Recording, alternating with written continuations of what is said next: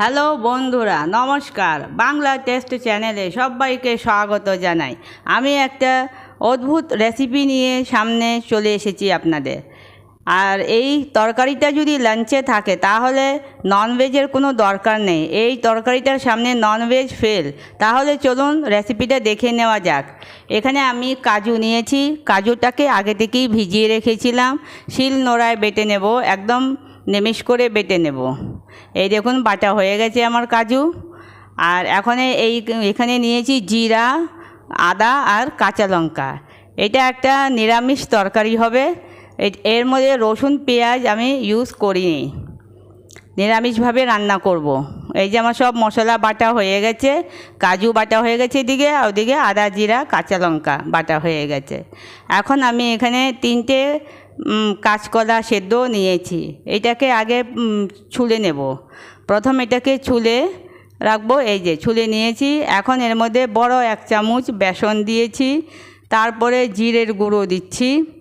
তারপরে দেব একটু লবণ, আর এরপরে আন্দাজ করে সামান্য একটু হলুদ। এখন দিচ্ছি এর মধ্যে একটু গোলমরিচের গুঁড়ো। এখন হাত দিয়ে সবগুলি উপকরণকে কাঁচকলার সাথে ভালো করে মিশিয়ে নেব। তো ভালো করে ম্যাশ করতে হবে। এই দেখুন আমি হাত দিয়ে ভালো করে মেখে নিচ্ছি। এই দেখুন কি সুন্দর মাখা হয়ে গেছে, খুব সুন্দর মাখা হয়েছে। এখন এগুলির আমি ছোট ছোট বল তৈরি করব। একটু একটু নিয়ে ছোট ছোট করে বল তৈরি করব। এই যে হাতে একদম গোল গোল করে ঘুরিয়ে, এই দেখুন কি সুন্দর বল তৈরি হয়ে গেছে। সব আমার তৈরি হয়ে গেছে বল। আর এখন এগুলিকে তেলে মেখে ভেজে নেব। সবগুলি এক সাইজের হয়েছে। একটা একটু ছোট আছে, লাস্টের এটা একটু ছোট হয়েছে। আর এই যে গরম তেল হয়ে গেছে। এখন আমি লো ফ্লেম করে বলগুলিকে তেলে মেখে ছাড়ছি। সর্ষের তেলে আমি ভাজছি। আপনারা যদি চান তো এটাকে সাদা তেলেও ভাজতে পারেন। আমি সর্ষের তেলেই রান্নাটা করছি আর কি। এই দেখুন এখন ওই গরম তেলটা ওই খুন্তি দিয়ে ওর উপরে দিচ্ছি, বলের উপরে দিচ্ছি সব, যাতে যেরকম নিচে সেঁকা হচ্ছে উপরেও সেঁকা হয়ে যাবে এক সমানভাবে। গরম তেলটা উপরে দিলে উপরটাও একটু সেঁকা হয়ে যাবে, তাহলে ভাঙার চান্স কম থাকে। এই যে খুব সুন্দরভাবে উল্টো পাল্টা করে একটুখানি ভেজে নেব নাড়িয়ে চাড়িয়ে। এই দেখুন ভাজা হয়ে গেছে আমার, কি সুন্দর ভাজা হয়ে গেছে, রঙটা খুব সুন্দর হয়েছে। এখন এগুলিকে একটা প্লেটে তুলে নেব। এই যে সব তুলে নিয়েছি আমি। আবার বাকিগুলিকেও ওরকম করেই ভেজে নিয়েছি। সব ভাজা হয়ে গেছে আমার, কি সুন্দর দেখা যাচ্ছে। এখন এই মশলাগুলিকে আমি ড্রাই রোস্ট করব।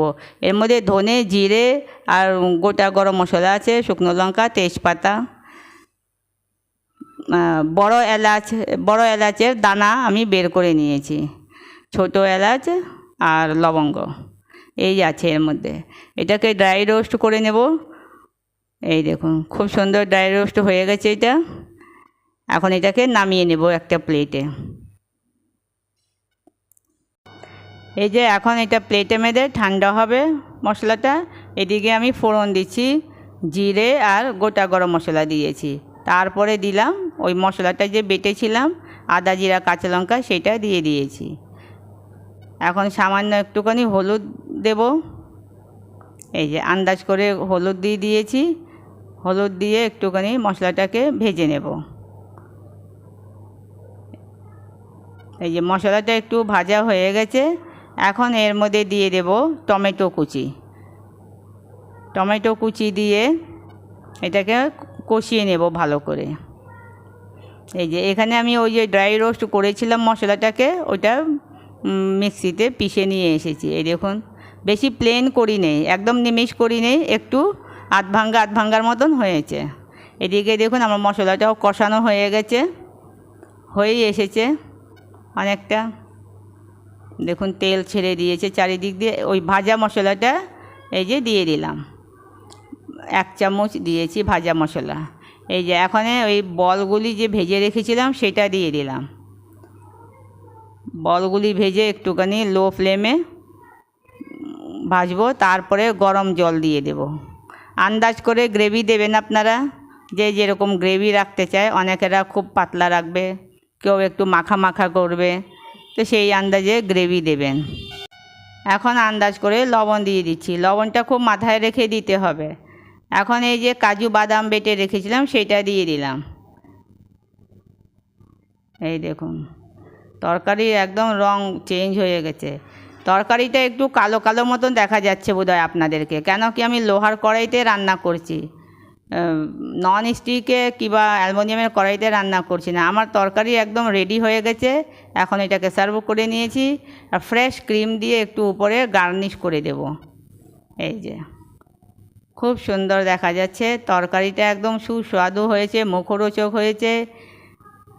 আজকের লাঞ্চটা খুব জমে গেল ভালো করে।